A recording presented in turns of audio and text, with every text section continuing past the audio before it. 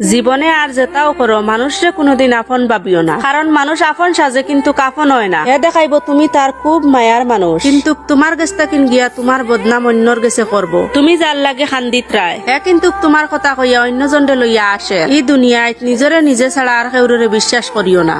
সময়ে আমারে মানুষ চিনাইছে, না হইলে মানুষের বা বিশ্বাস আসলো আমার অন্ধ। যারারে আপন কইলাম তারাও আমারে শিকাইছে। সব আসি খুশি আপন হয় না, সবর হাত ধরলে সব আপন হই না। বেশিরভাগ মানুষে তারার চাহিদা হিসাবে আমরারে ব্যবহার করেন, আর আমরা ভাবি তারা আমরারে মায়া করেন।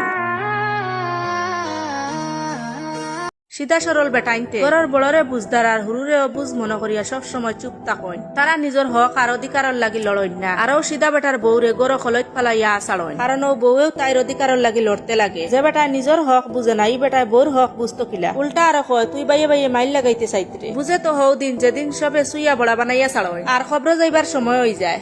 খুব শখ আমার বদনাম করার, তাই না? মনে রেখো, বিচারকের নাম কিন্তু আল্লাহ। সেখানে কোনো উকিল নেই, কোনো মিথ্যার সাক্ষীও নেই। আমার নামে ঠিক ততটুকুই বিষ ছড়াও যতটুকু বিষ পান করার ক্ষমতা হাসরের দিন তোমার থাকবে। কারণ আল্লাহ আমার চোখের পানিও দেখেন, আর তোমার চক্রান্তও দেখেন।